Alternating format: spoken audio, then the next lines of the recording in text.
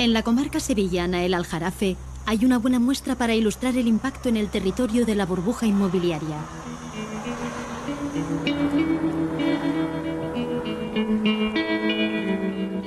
En pocos kilómetros hay ejemplos de casi todo.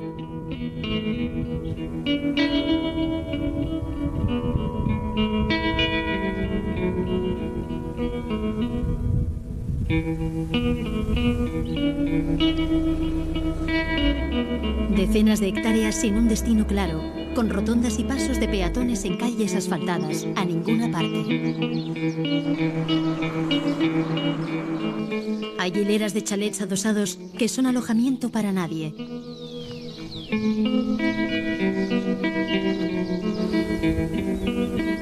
Viviendas que se han quedado a medias o por vender.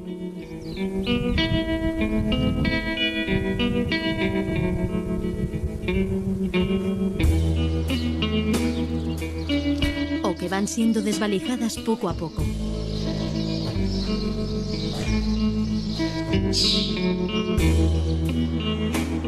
Pero también hay grandes estructuras de hormigón junto a bloques de viviendas desocupadas o edificios con muy pocos vecinos.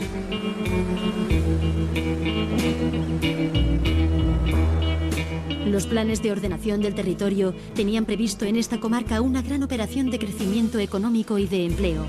Sin embargo, tras el estallido de la burbuja especulativa, abunda lo que la jerga financiera llama activos tóxicos, suelos o viviendas que ya no valen lo que prometían.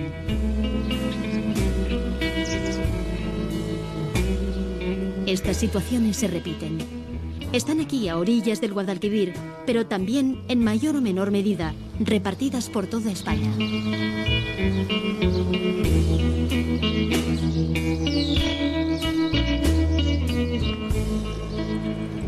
Esta es una promoción a orillas del Ebro, en Tarragona.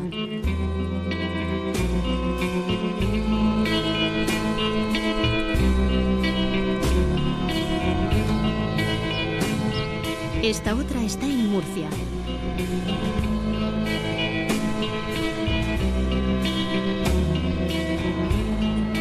Y esta en La Muela, Zaragoza.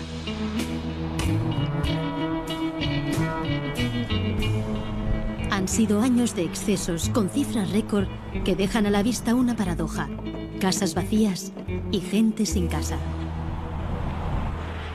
Es un poco lo que nos ha llevado a que este país pues fuera el gran consumidor de cemento, que llegó a consumir pues cerca de los 60 millones de toneladas anuales, ¿no?, en los años cumbre de la burbuja, es decir, más del doble que Francia, ¿no?, que tiene 20% más de población y de territorio.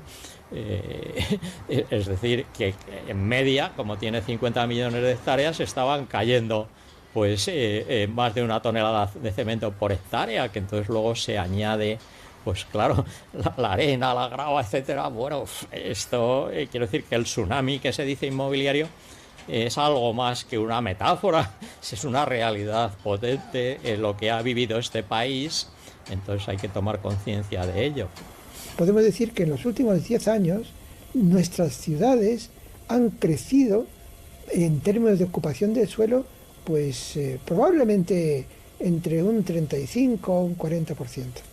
En 10 años, sobre lo que se había construido en 20 siglos.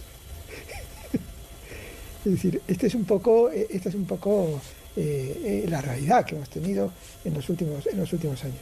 Dura, muy dura. Parece algo absolutamente absurdo. Las viviendas son un alojamiento, las viviendas es un objeto costoso, caro, requiere inversiones importantes. Y sin embargo nos encontramos con que hay muchas que no tienen ninguna utilidad y probablemente no la van a tener nunca. Es algo absurdo, porque el que haya casas sin gente está en relación con el mercado. La vivienda está en el mercado libre, tiene unos precios excesivamente altos. Y hay muchos hogares que no tienen capacidad de renta para acceder a esos precios.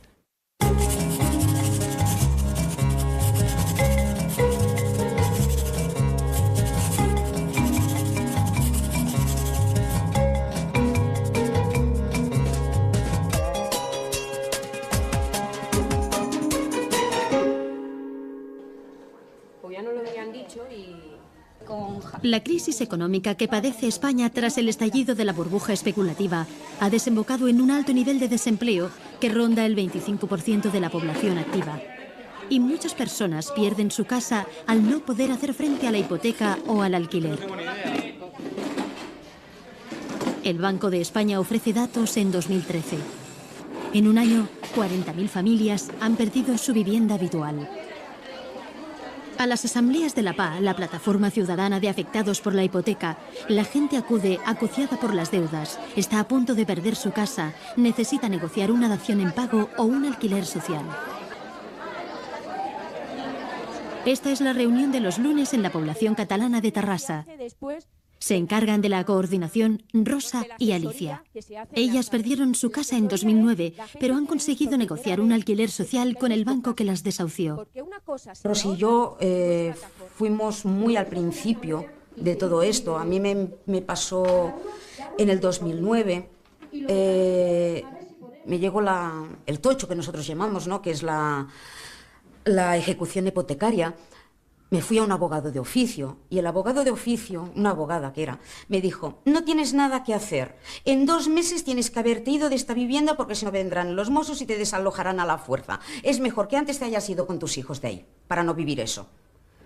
Y sales de allí llorando y dices: ¿y ahora qué? ¿No? ¿Y ahora qué? ¿Dónde voy yo con mis niños? ¿Qué haces? Pues la paz es lo que te quita, decir no.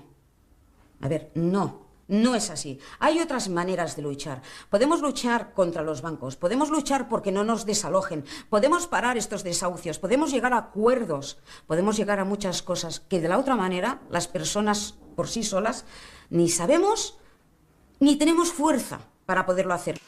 Mi hermano me avaló con una nómina. Mi hermano está hipotecado, tiene una hipoteca y unas cargas familiares.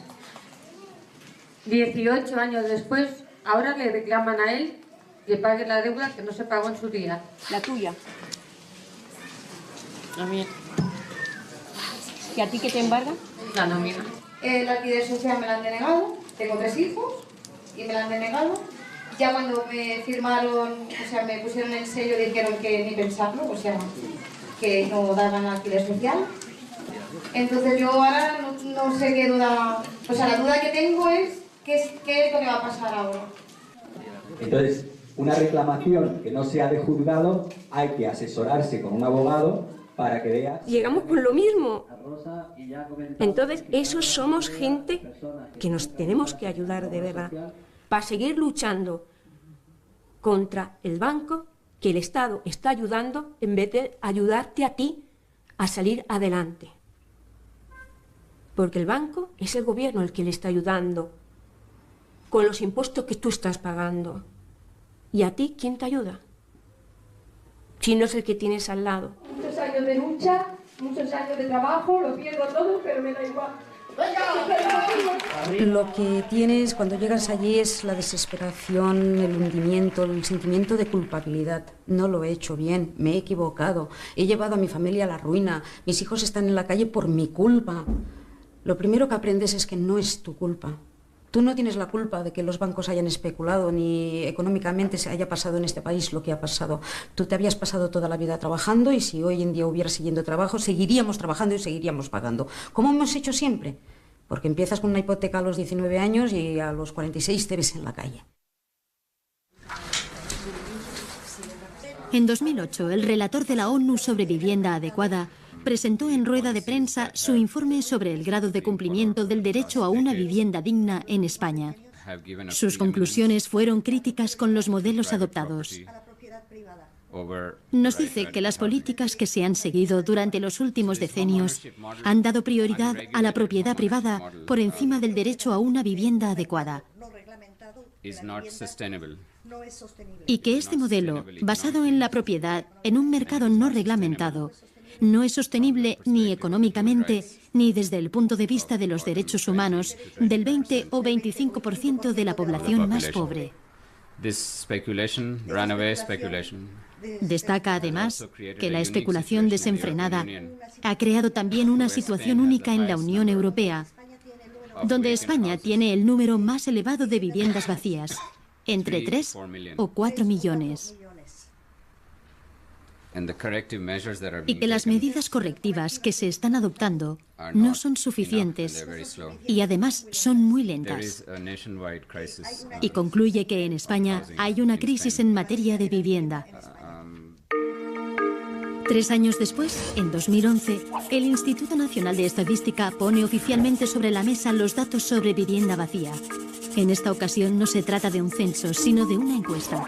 Y el resultado que ofrece es que hay en torno a un 14% del parque desocupado, es decir, hay casi 3,5 millones de viviendas vacías.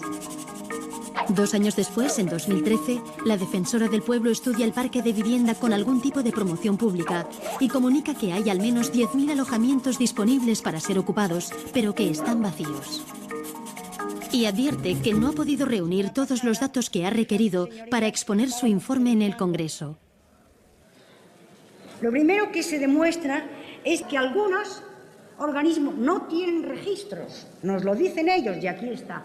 No disponemos de registro de este tipo de viviendas. Que les cuesta mucho trabajo llegar a determinar el número de viviendas vacías, que tienen un número antiguo, en registros antiguos, pero que no están puestos al día. Tenemos unos problemas fuertes de saber cuántas viviendas se construyen, tenemos problemas de saber qué características tienen esas viviendas y, por supuesto, cuántas viviendas vacías hay. Tenemos un buen catastro y tenemos un registro que está bastante bien. Y a partir de ahí tenemos lo que es físicamente que existe una vivienda. Pero las características de esas viviendas a veces se nos difuminan. Si se trata de una vivienda vacía porque la persona está fuera temporalmente. Si se trata de una vivienda vacía porque es una ruina. Si porque es un litigio jurídico. Si porque realmente es un espacio sobre el cual se está especulando. O simplemente si se trata de una vivienda que no se llega a vender porque no hay demanda para ella o porque el propietario no quiere adecuarla a la demanda que existe. Es una casuística tan diversa que en el fondo exigiría una panoplia entera de medidas para poder actuar sobre ese despilfarro real que tenemos en este país. Cualquier persona que tenga ojos y sale por el campo o por la ciudad y ve que, claro, pues un parque de viviendas desocupadas, ciudades fantasma, entonces todas las ruinas modernas, no queremos ver cuáles son nuestros problemas ni nuestros males para ponerle remedio, porque entonces lección primera ahora, pues claro, sería gestionar razonablemente ese stock sobredimensionado para darle un uso un poquito más eficiente. Y entonces estamos en un oscurantismo pues, que no es de recibo.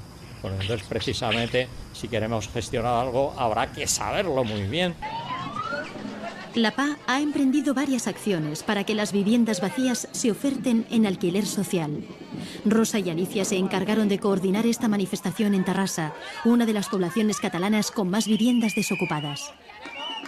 La campaña consiste en marcar simbólicamente las viviendas vacías que existen en cada ciudad para que la gente sea consciente, los bancos sean conscientes de lo que hay, que ellos ya lo saben, pero tal, y los ayuntamientos también sean conscientes de la cantidad de viviendas vacías que existen, mientras están todas estas familias en la calle. Es incomprensible que la gente esté en la calle, estén sin casa y las casas estén vacías solo para especular.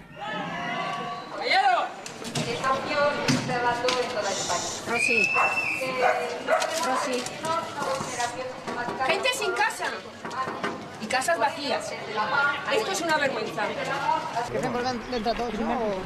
Primer piso, sí. El marcaje simbólico de viviendas ha ido en paralelo a la presentación de una moción en todos los ayuntamientos de Cataluña. Esta moción insta a realizar censos de vivienda vacía y a que se multen aquellas que son propiedad de las entidades financieras cuando llevan desocupadas más de 2 años sin causa justificada. Una intervención que está contemplada en la Ley de Vivienda Autonómica.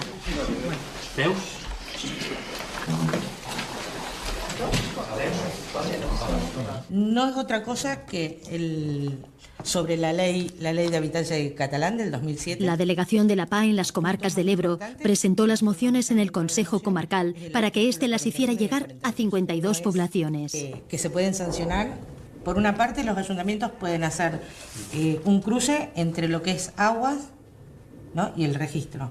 O sea, si hace 2 años que el contador del agua no funciona es un piso desocupado. Amposta lo hizo súper fácil en el ayuntamiento. Cuando nosotros llegamos a llevar la moción, ya lo tenían hecho el trabajo. Y lo hicieron súper fácil. Hicieron un cruce y nos sacaron más pisos a la luz de los que nosotros medianamente conocíamos. Estem davant d'una moció presentada per la plataforma d'afectats per la hipoteca i que ha tingut el suport de la Comissió Permanent del Consell de Ciutat i del Consell d'Habitatge Social. Per tant, el plenari... La mayoría de los consistorios que reciben la moción dan su aprobación. El Ayuntamiento de Barcelona lo hace a finales de enero de 2014.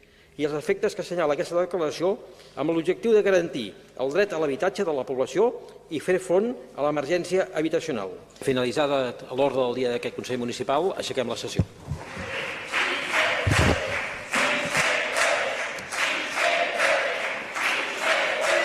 No es algo que pueda elegir un ayuntamiento catalán si actúa o no contra viviendas vacías, reunidos los requisitos que dice la ley. La vivienda debe estar un tiempo vacía, no debe haber una causa justificativa de que esté vacía. Cumplidos los requisitos de la ley, no se trata de si el pleno de un ayuntamiento decide políticamente si es buena idea o no es buena idea. Es una obligación jurídica que deriva del derecho. Claro, como el derecho es lo que nos distingue a las sociedades civilizadas de la jungla de Borneo, pues parece razonable que se cumplan las leyes, por tanto, deben reaccionar. El primer ayuntamiento que censa sus viviendas vacías y pone en práctica las sanciones es el de Tarrasa. Es verdad, tenemos una ley en Cataluña, yo creo que pionera también a nivel del Estado, y ya hace bastantes años, ¿no?, que está aprobada y que está en vigor desde el 2007. Y parece curioso, y yo entiendo que el ciudadano no entienda por qué no reaccionamos, ¿no?, las administraciones públicas. Tenemos una ley que nos ampara, una ley que nos obliga a responder ante un problema tan grande como el que tenemos, y parece que nos cuesta mucho, ¿no? Tras cruzar datos del catastro, el padrón de habitantes y la tasa de residuos, el consistorio determina que en la ciudad hay unas 11.000 viviendas vacías, que representan casi un 11% del parque, y que más de 4.000 son propiedad de empresas y entidades financieras. Tarrasa abrió a continuación unos 700 expedientes y puso las primeras multas. La reacción ha sido alegaciones, está clarísimo. Ellos muchas veces pues te dicen que ellos tienen la vivienda en venta y no la venden, que la tienen disponible al mercado, pero el mercado en este momento no reacciona. Nosotros les decimos que evidentemente si no la venden, que la alquilen. O sea, hay mecanismos, ¿no?, para que la vivienda esté ocupada. En estos momentos ya tenemos 286 viviendas que se han ocupado, por tanto, realmente alguna entidad sí que ha reaccionado, y en medio de eso pues ha habido un alquiler o ha habido una venta, cosa que es el objetivo final que perseguimos, y pues bienvenida sea, ¿no?, pero quedan muchas más. Y estamos prácticamente todos en fase de responder alegaciones y hacer un requerimiento ya forzándoles. Y cuando ya no cumplen, pues hemos puesto ya las primeras multas coercitivas, son unas multas para obligarles a reaccionar y que realmente pues den este uso de vivienda a las viviendas que tienen desocupadas.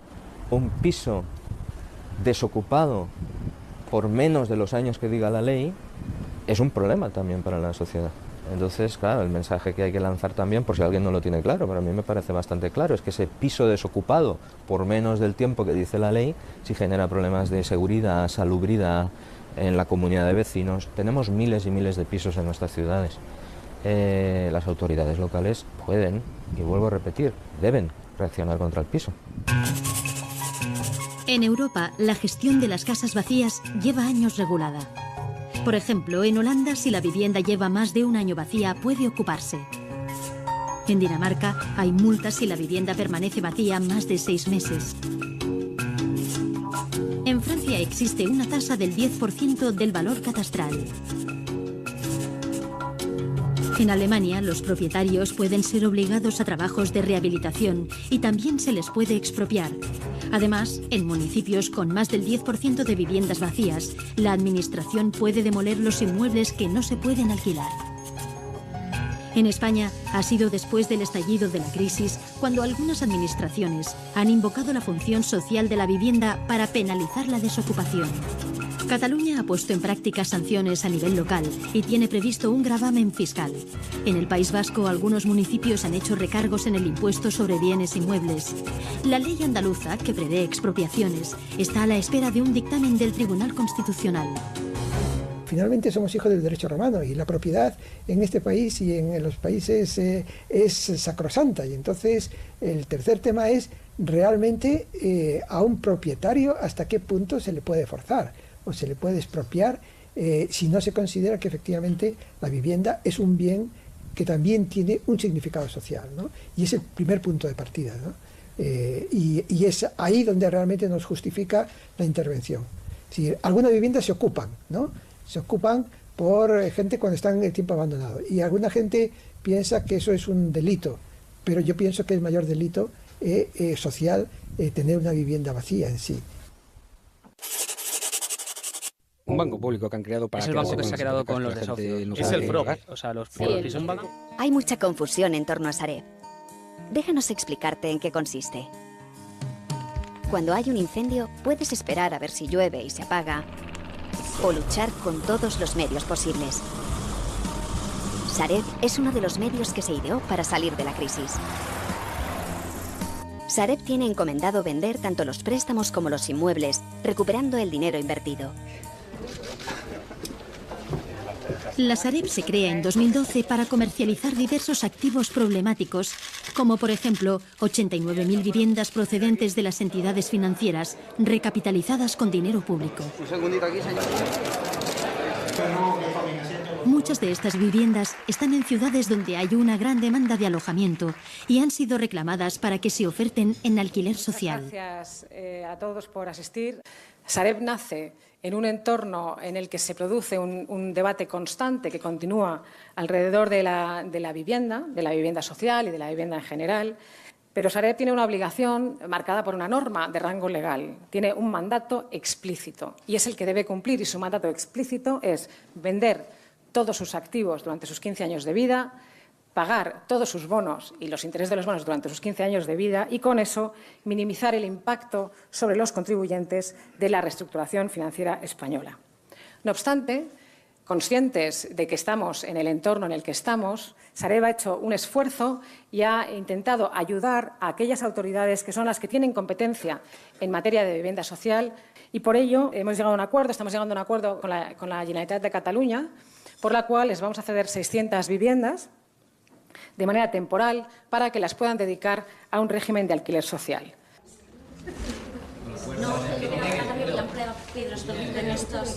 Este acuerdo con la Generalitat llegó, pero después de varias ocupaciones organizadas por la Plataforma de Afectados por la Hipoteca en bloques de viviendas propiedad de la Sareb. En Manresa se ocupó este bloque de 14 pisos en abril de 2014. Según el censo del ayuntamiento, en esta población hay casi 8.000 viviendas vacías, de las cuales 758 son propiedad de entidades financieras. Ahora mismo hay una familia que ya está viviendo aquí, son 9 integrantes en su familia y están cobrando, creo que son 220 euros entre todas. Hay otra compañera que va a entrar seguramente la semana que viene, una mujer de 60 años que no está accediendo al mercado laboral y cobra 410 euros de ayuda, está pagando 350 euros de alquiler y ha perdido 15 kilos en un mes y medio porque no tiene ni para comer. Y tenemos 13 familias más que están pendientes de firmar la dación en pago, el banco no ha dado alquiler social, por tanto se irían a la calle y la solución va a ser que entren a vivir también en este bloque. O sea que calculamos que en un mes, mes y medio este bloque va a estar lleno. Siempre damos muestras de solidaridad en la plataforma y esta noche han dormido aquí 20 compañeras. Entonces estas camitas de aquí pues es de la gente que se ha quedado a dormir aquí en sacos de dormir, en hamacas improvisadas y un poco como hemos podido montarlo. Las primeras horas hasta que no se inicie un proceso judicial podrían actuar de oficio la policía, entonces estamos organizando la resistencia por si vienen, ser gente aquí, movilizar, llamar a los compañeros y compañeras y poder gestionar rápido la resistencia. No creemos que pase, pero siempre está bien vigilar y tener la espalda cubierta para poder proteger el edificio. Un precedente importante a esta ocupación fue la que hubo justo un año antes, en abril de 2013, en la calle San Ferran de Sabadell. La Sareb llegó a pedir un desalojo por la vía de urgencia y la plataforma hizo una campaña pública para reivindicar su acción en los medios de comunicación y en las redes sociales.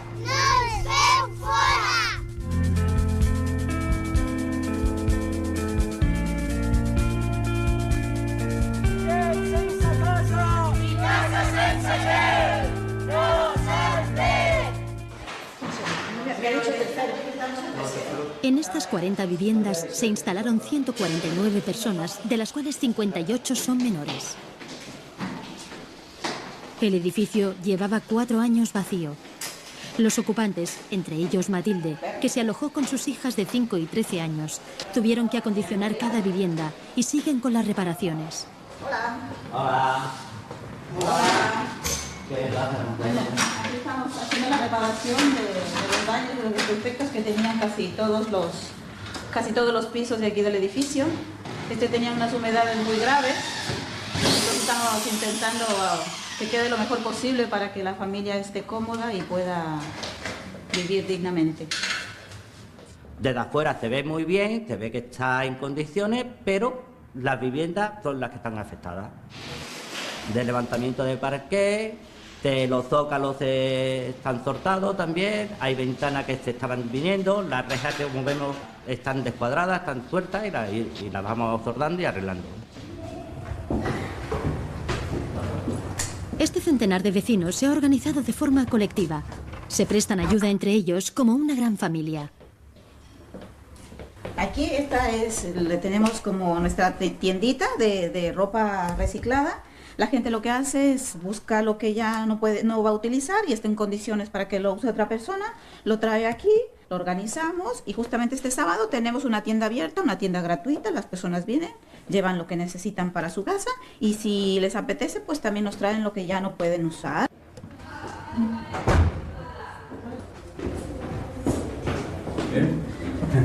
Hola.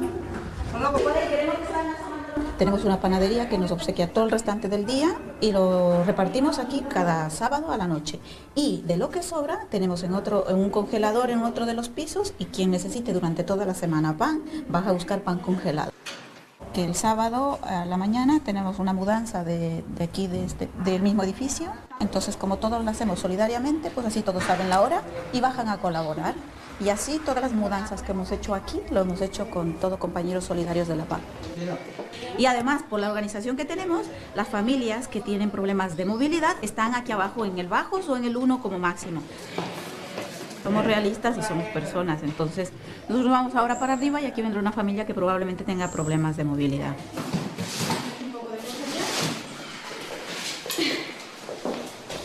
Pedimos desde el primer momento un alquiler social que incluso en ocasiones será un alquiler social cero, porque hay familias que tienen ingresos cero. Un alquiler que podamos pagar, que si la familia tiene ingresos 100 euros, tendrá que ser un alquiler de 5 euros. Es que eso es ser realista, esa es la situación que está pasando el pueblo español.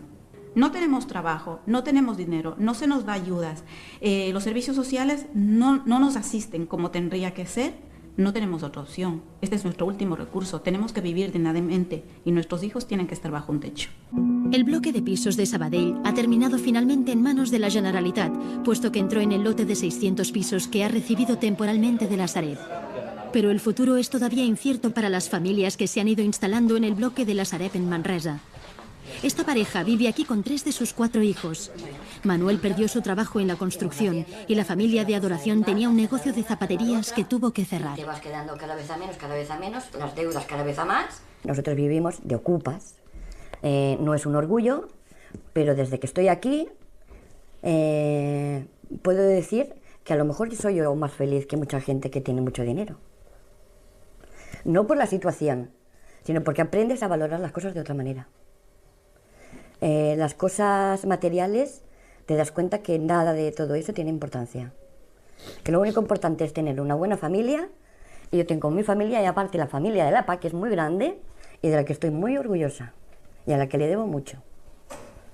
Esta vida desde luego no es una vida que la quiera nadie quiere vivir así, pero es una situación en la que te encuentras y que tienes que salir de una manera o de otra. Y bueno, los primeros días nos acompañaron muchísimo, no nos dejaron solos, nos fueron ayudando, trayendo comida, haciéndonos compañía Y bueno, pues una vez que estábamos aquí dentro, pues a movilizar papeles con ayuntamientos. Yo voy a decir que entiendo a las personas que no lo comparten, que las personas que están bien no lo entiendan, porque yo cuando yo estaba bien, yo reconozco que no entendía estas cosas. Yo ahora lo estoy viviendo y cómo explicarle a estas personas que están bien que la vida te da una vuelta al 100% y te ves sin nada y que tienes que vivir de esta manera. Desde luego es algo que no lo quiere nadie. Entonces yo a estas personas les diría que no debemos juzgar, que lo hacemos todos, que es verdad, lo hacemos todos, pero lo último que deberíamos hacer es juzgar a las personas. Primero deberíamos conocer el caso, informarnos, intentar ayudar, porque bien que ayudamos a personas de fuera, en el sentido de que yo conozco mucha gente que se sienten orgullosos porque apadrinan niños. Es muy bonito. Y sin embargo a lo mejor tienen al vecino muriéndose de hambre.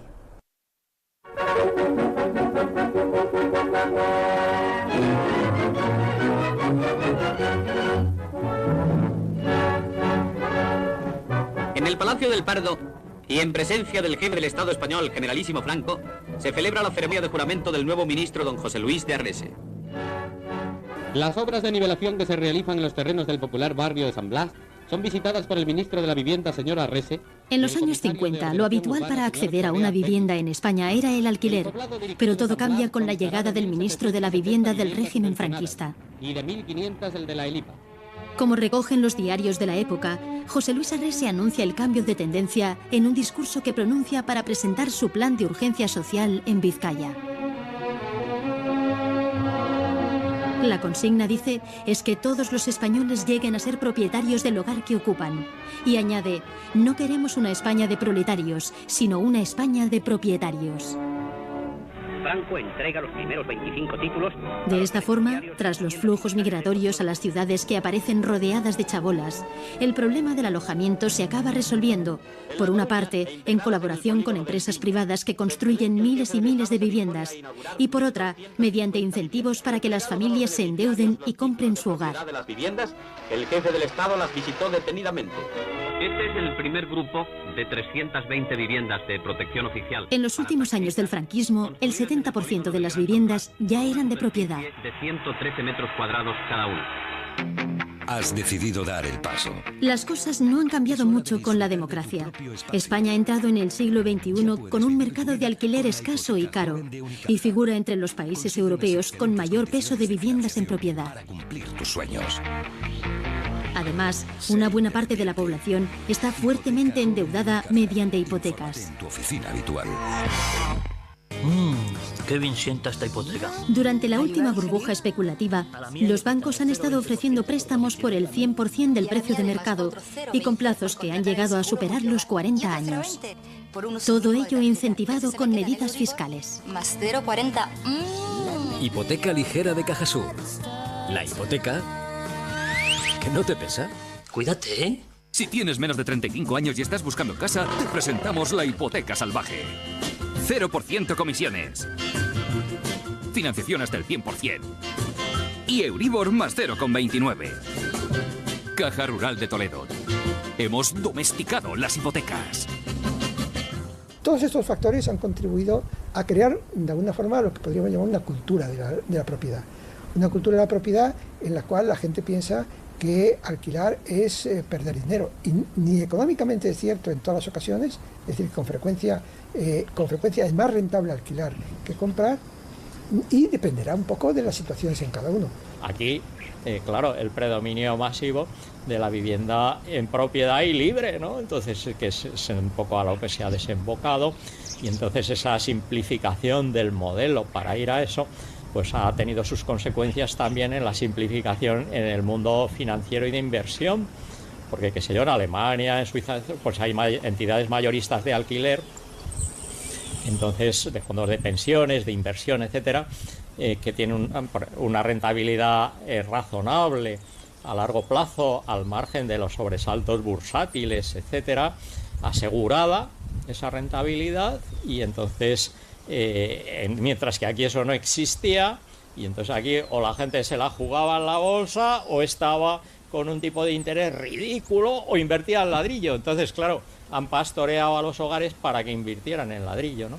Lo que aquí fundamentalmente falta es vivienda social en alquiler, es decir, vivienda en alquiler a precios por debajo del mercado, gestionadas, llevadas o poseídas o por el Estado, a sus niveles, por el Estado local, o por el Estado regional, o por el Estado nacional, pero sobre todo por el Estado local o regional, o poseídas, como sucede en casi todos los países europeos, por una sociedad sin ánimo de lucro, con una ayuda pública o con una intervención pública.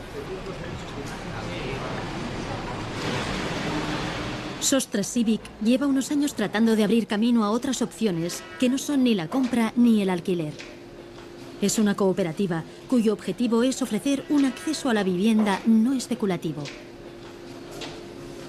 Hay diversas fórmulas, ¿no? Como pueden ser el derecho de superficie, la copropiedad, el derecho de uso, todas fórmulas en las que, digamos, hay una parte de tu vivienda que pertenece a una cooperativa y tú lo que eres usuario de esa vivienda, aportando una entrada inicial y una cuota mensual.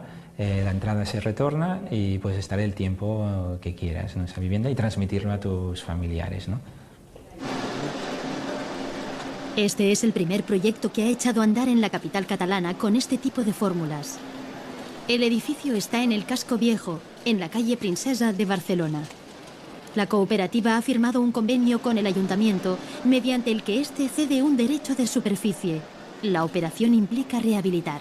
En realidad esto es muy común en otros países, como en Alemania, que hay más de 2 millones de viviendas de este tipo, o en Dinamarca, que casi el 30% de la forma de acceder a la vivienda es de esta forma, ¿no?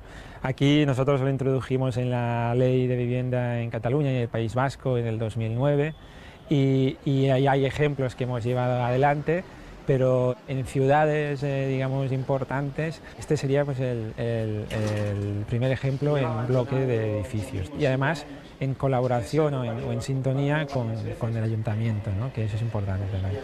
En este proyecto hay un convenio de una cesión de un derecho de superficie durante 75 años, con opción a renovar, para rehabilitar este edificio a través de la cooperativa Sostres Civic, para 5 unidades familiares o de convivencia socias de la cooperativa.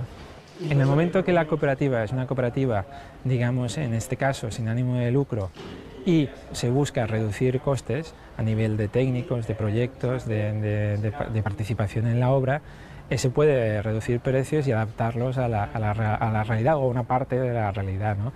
Por ejemplo, en este edificio, a través de una entrada inicial de unos 6.000 euros, más una cuota de 375 euros al mes, puedes tener un derecho de uso indefinido, transmisible, de un piso de más de 70 metros cuadrados útiles, con unos espacios comunes y además con unos consumos energéticos muy bajos que hacen que el dinero se pueda gastar por las familias en otras cosas, ¿no? La sociedad es la que siempre va por delante y en realidad lo que está buscando es algo que sea más seguro y estable que el alquiler y no tan rígido y peligroso desde un punto de vista económico como es una vivienda de compra-venta de hipoteca individual, ¿no?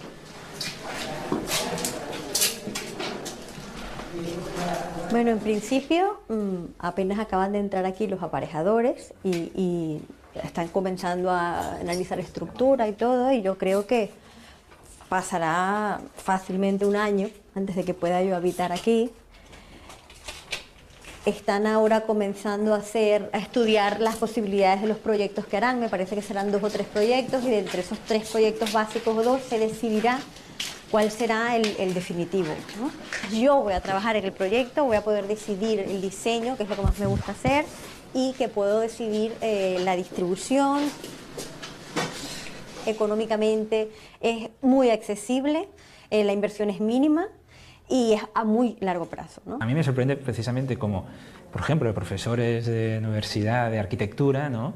Personas informadas, cultas, y con una edad, ¿no? Es decir, que tienen ya unos cuantos años.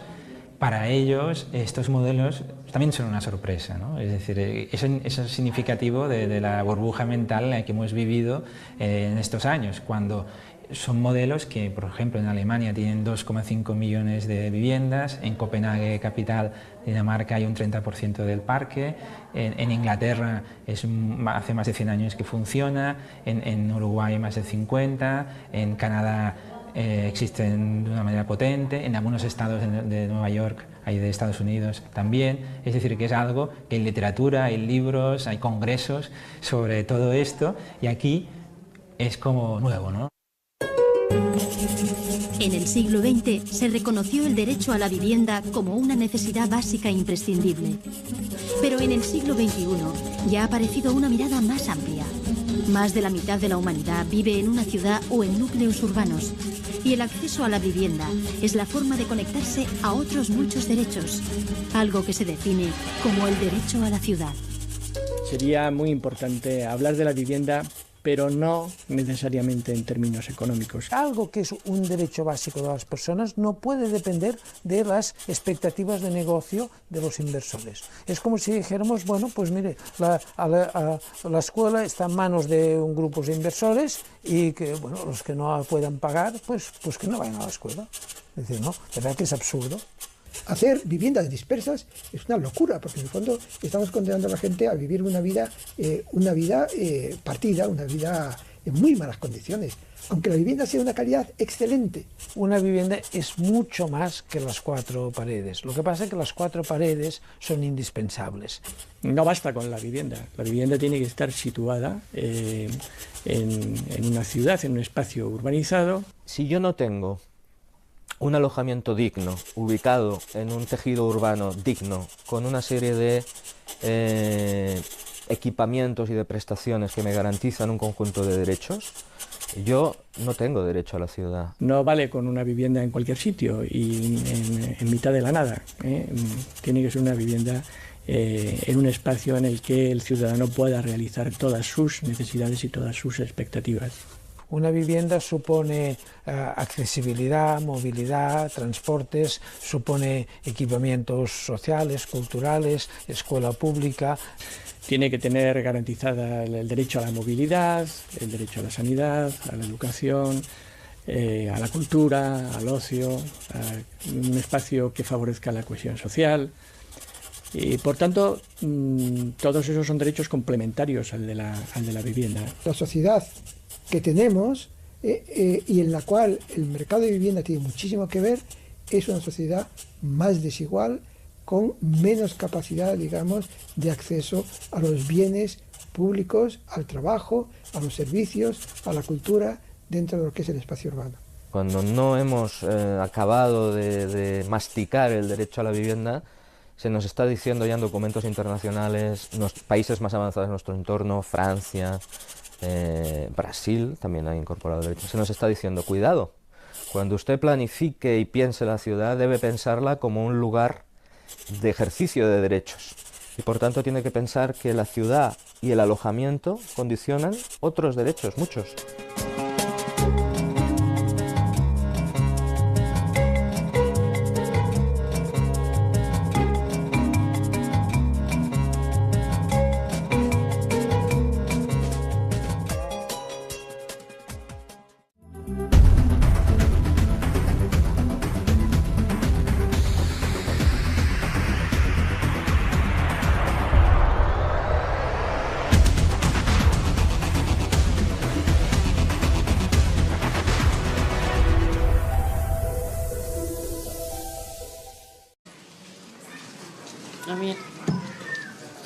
¿Y a ti qué te embarga? La nómina. La alquiler social me la han denegado, tengo 3 hijos y me la han denegado. Ya cuando me firmaron, o sea, me pusieron el sello, dijeron que ni pensarlo, o sea, que no daban alquiler social. Entonces yo ahora no sé qué duda, o sea, la duda que tengo es qué es lo que va a pasar ahora. Entonces, una reclamación que no sea de juzgado, hay que asesorarse con un abogado para que vea... Llegamos con lo mismo. Entonces, esos somos gente que nos tenemos que ayudar de verdad para seguir luchando contra el banco que el Estado está ayudando en vez de ayudarte a ti a salir adelante. Porque el banco es el gobierno el que le está ayudando con los impuestos que tú estás pagando. ¿Y a ti quién te ayuda? Si no es el que tienes al lado. Muchos años de lucha, muchos años de trabajo, lo pierdo todo, pero me da igual. Lo que tienes cuando llegas allí es la desesperación, el hundimiento, el sentimiento de culpabilidad. No lo he hecho bien, me he equivocado, he llevado a mi familia a la ruina, mis hijos están en la calle por mi culpa. Lo primero que aprendes es que no es tu culpa. Tú no tienes la culpa de que los bancos hayan especulado ni económicamente se haya pasado en este país lo que ha pasado. Tú te habías pasado toda la vida trabajando y si hoy en día hubiera siguiendo trabajo, seguiríamos trabajando y seguiríamos pagando. Como hemos hecho siempre. Porque empiezas con una hipoteca a los 19 años y a los 46 te ves en la calle. En 2008, el relator de la ONU sobre vivienda adecuada presentó en rueda de prensa su informe sobre el grado de cumplimiento del derecho a una vivienda digna en España. Sus conclusiones fueron críticas con los modelos adoptados. Nos dice que las políticas que se han seguido durante los últimos decenios han dado prioridad a la propiedad privada por encima del derecho a una vivienda adecuada. Y que este modelo, basado en la propiedad en un mercado no reglamentado, no es sostenible ni económicamente ni desde el punto de vista de los derechos humanos del 20 o 25% de la población más pobre. Destaca además que la especulación desenfrenada ha creado también una situación única en la Unión Europea, donde España tiene el número más elevado de viviendas vacías, entre 3 o 4 millones. Y que las medidas correctivas que se están adoptando no son suficientes y además son muy lentas. Y concluye que en España hay una crisis en materia de vivienda. 3 años después, en 2011, el Instituto Nacional de Estadística pone oficialmente sobre la mesa los datos sobre vivienda vacía. En esta ocasión no se trata de un censo, sino de una encuesta. Y el resultado que ofrece es que hay en torno a un 14% del parque desocupado, es decir, hay casi 3,5 millones de viviendas vacías. 2 años después, en 2013, la Defensora del Pueblo estudia el parque de vivienda con algún tipo de promoción pública y comunica que hay al menos 10.000 alojamientos disponibles para ser ocupados, pero que están vacíos. Y advierte que no ha podido reunir todos los datos que ha requerido para exponer su informe en el Congreso. Lo primero que se demuestra es que algunos organismos no tienen registros, nos lo dicen ellos y aquí está, no disponemos de registro de este tipo de viviendas, que les cuesta mucho trabajo llegar a determinar el número de viviendas vacías, que tienen un número antiguo, en registros antiguos, pero que no están puestos al día. Tenemos unos problemas fuertes de saber cuántas viviendas se construyen, tenemos problemas de saber qué características tienen esas viviendas y, por supuesto, cuántas viviendas vacías hay. Tenemos un buen catastro y tenemos un registro que está bastante bien. Y a partir de ahí tenemos lo que es físicamente que existe una vivienda. Pero las características de esas viviendas a veces se nos difuminan. Si se trata de una vivienda vacía porque la persona está fuera temporalmente. Si se trata de una vivienda vacía porque es una ruina. Si porque es un litigio jurídico. Si porque realmente es un espacio sobre el cual se está especulando. O simplemente si se trata de una vivienda que no se llega a vender porque no hay demanda para ella o porque el propietario no quiere adecuarla a la demanda que existe. Es una casuística tan diversa que en el fondo exigiría una panoplia entera de medidas para poder actuar sobre ese despilfarro real que tenemos en este país. Cualquier persona que tenga ojos y sale por el campo o por la ciudad y ve que, claro, pues un parque de viviendas desocupadas, ciudades fantasma, entonces todas las ruinas modernas, no queremos ver cuáles son nuestros problemas ni nuestros males para ponerle remedio, porque entonces lección primera ahora, pues claro, sería gestionar razonablemente ese stock sobredimensionado para darle un uso un poquito más eficiente. Y entonces estamos en un oscurantismo pues, que no es de recibo. Bueno, entonces precisamente si queremos gestionar algo habrá que saberlo muy bien. La PA ha emprendido varias acciones para que las viviendas vacías se oferten en alquiler social. Rosa y Alicia se encargaron de coordinar esta manifestación en Tarrasa, una de las poblaciones catalanas con más viviendas desocupadas.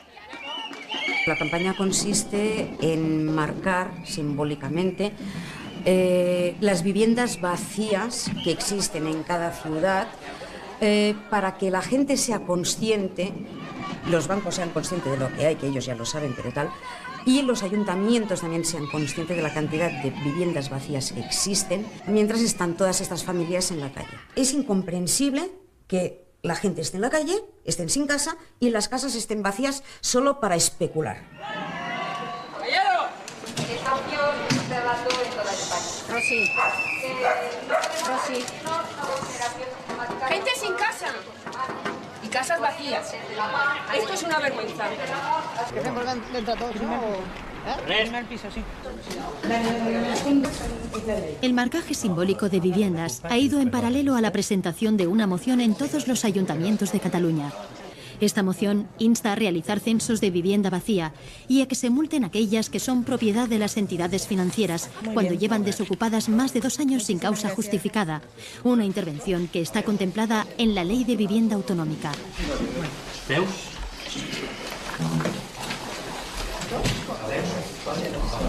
No es otra cosa que sobre la ley de habitatge catalán del 2007. La delegación de la PA en las comarcas del Ebro presentó las mociones en el Consejo Comarcal para que éste las hiciera llegar a 52 poblaciones. Que se pueden sancionar. Por una parte, los ayuntamientos pueden hacer un cruce entre lo que...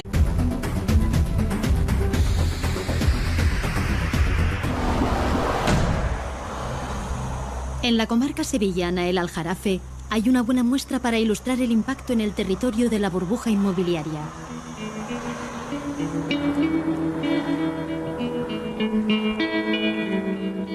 En pocos kilómetros hay ejemplos de casi todo.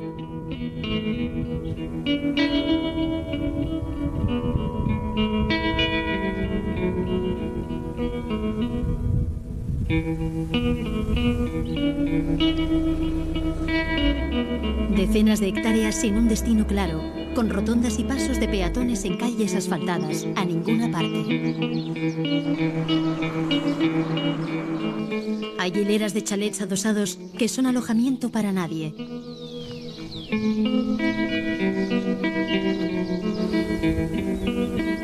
Viviendas que se han quedado a medias o por vender.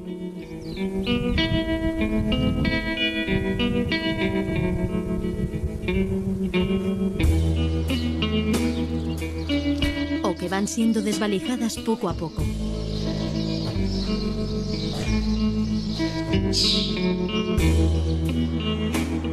Pero también hay grandes estructuras de hormigón junto a bloques de viviendas desocupadas o edificios con muy pocos vecinos.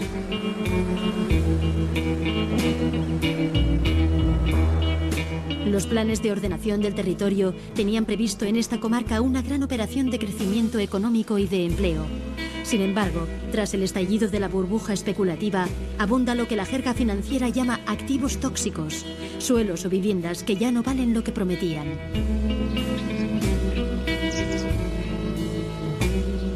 Estas situaciones se repiten.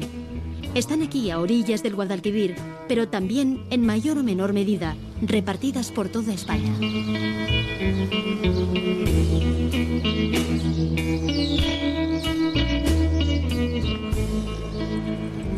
Esta es una promoción a orillas del Ebro, en Tarragona.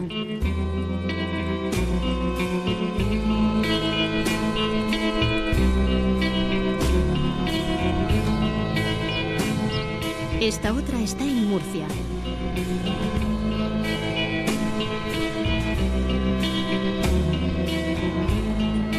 Y esta en La Muela, Zaragoza.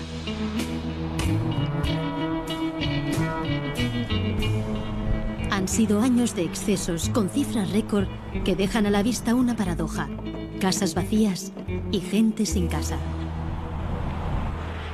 Es un poco lo que nos ha llevado a que este país pues fuera el gran consumidor de cemento, que llegó a consumir pues cerca de los 60 millones de toneladas anuales, ¿no?, en los años cumbre de la burbuja, es decir, más del doble que Francia, ¿no?, que tiene 20% más de población y de territorio. Es decir, que en media, como tiene 50 millones de hectáreas, estaban cayendo pues más de 1 tonelada de cemento por hectárea, que entonces luego se añade, pues claro, la arena, la grava, etcétera. Bueno, esto quiero decir que el tsunami que se dice inmobiliario es algo más que una metáfora, es una realidad potente en lo que ha vivido este país, entonces hay que tomar conciencia de ello. Podemos decir que en los últimos 10 años nuestras ciudades han crecido en términos de ocupación del suelo, pues probablemente entre un 35 o un 40%. En 10 años, sobre lo que se había construido en 20 siglos. Es decir, esta es un poco la realidad que hemos tenido en los últimos años. Dura, muy dura. Parece algo absolutamente absurdo. Las viviendas son un alojamiento, las viviendas es un objeto costoso, caro, requiere inversiones importantes, y sin embargo nos encontramos con que hay muchas que no tienen ninguna utilidad y probablemente no la van a tener nunca. Es algo absurdo, porque el que haya casas sin gente está en relación con el mercado. La vivienda está en el mercado libre, tiene unos precios excesivamente altos, y hay muchos hogares que no tienen capacidad de renta para acceder a esos precios.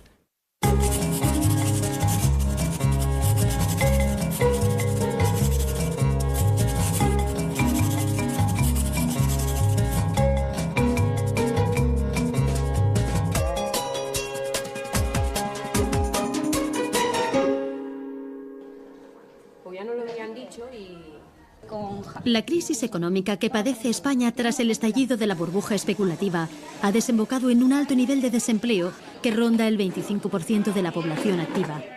Y muchas personas pierden su casa al no poder hacer frente a la hipoteca o al alquiler. El Banco de España ofrece datos en 2013. En un año, 40.000 familias han perdido su vivienda habitual. A las asambleas de la PA, la plataforma ciudadana de afectados por la hipoteca, la gente acude acuciada por las deudas, está a punto de perder su casa, necesita negociar una dación en pago o un alquiler social. Esta es la reunión de los lunes en la población catalana de Tarrasa. Se encargan de la coordinación Rosa y Alicia. Ellas perdieron su casa en 2009, pero han conseguido negociar un alquiler social con el banco que las desahució. Rosa y yo fuimos muy al principio de todo esto. A mí me pasó en el 2009. Me llegó el tocho que nosotros llamamos, ¿no? Que es la ejecución hipotecaria. Me fui a un abogado de oficio y el abogado de oficio, una abogada que era, me dijo: no tienes nada que hacer, en 2 meses tienes que haberte ido de esta vivienda porque si no vendrán los mozos y te desalojarán a la fuerza. Es mejor que antes te hayas ido con tus hijos de ahí, para no vivir eso. Y sales de allí llorando y dices: ¿y ahora qué? ¿No? ¿Y ahora qué? ¿Dónde voy yo con mis niños? ¿Qué haces? Pues la paz es lo que te quita, decir no. A ver, no. No es así. Hay otras maneras de luchar. Podemos luchar contra los bancos, podemos luchar porque no nos desalojen, podemos parar estos desahucios, podemos llegar a acuerdos, podemos llegar a muchas cosas que de la otra manera las personas por sí solas ni sabemos ni tenemos fuerza para poderlo hacer. Mi hermano me avaló con una nómina. Mi hermano está hipotecado, tiene una hipoteca y unas cargas familiares. 18 años después, ahora le reclaman a él que pague la deuda que no se pagó en su día. La tuya. Es agua, ¿no? Y el registro. O sea, si hace 2 años que el contador del agua no funciona, es un piso desocupado. Amposta lo hizo súper fácil en el ayuntamiento. Cuando nosotros llegamos a llevar la moción, ya lo tenían hecho el trabajo. Y lo hicieron súper fácil. Hicieron un cruce y nos sacaron más pisos a la luz de los que nosotros medianamente conocíamos. Estem davant d'una moció presentada per la plataforma d'afectats per la hipoteca i que ha tingut el suport de la Comissió Permanent del Consell de Ciutat i del Consell d'Habitatge Social. Per tant, el plenari... La mayoría de los consistorios que reciben la moción dan su aprobación. El Ayuntamiento de Barcelona lo hace a finales de enero de 2014. i els efectes que assenyala aquesta declaració amb l'objectiu de garantir el dret a l'habitatge de la població i fer front a l'emergència habitacional. Finalitzada l'ordre del dia d'aquest Consell Municipal, aixequem la sessió.